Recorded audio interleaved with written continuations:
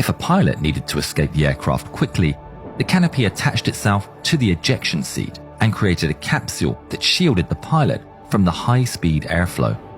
The ejection seat could be operated by pressing either of the handles located on each side of the seat.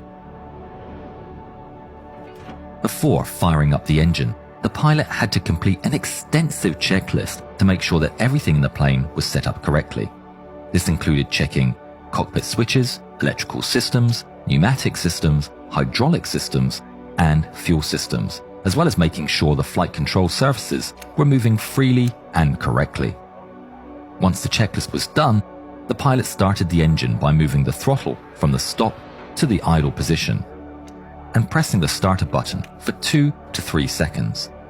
After engine startup, the pilot would confirm that all engine systems were working properly and then signal to the mechanic to disconnect ground power.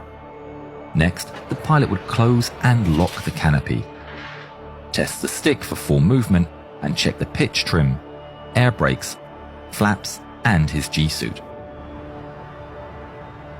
Once the pilot was ready, he had to taxi the aircraft to the runway.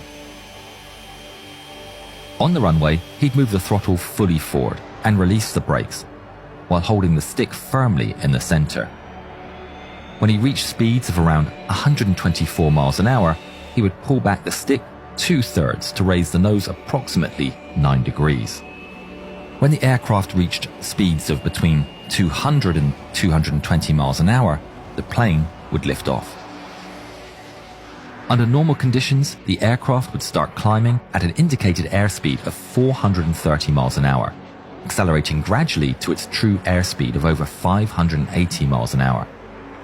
In order to climb rapidly, the pilot could accelerate to 620 miles an hour immediately after takeoff, and the aircraft could reach a height of 33,000 feet in just a couple of minutes.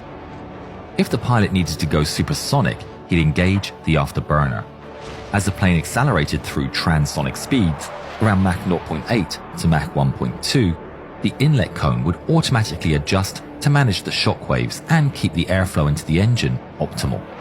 After reaching Mach 1.8, the pilot would start climbing to an altitude of 59,000 feet.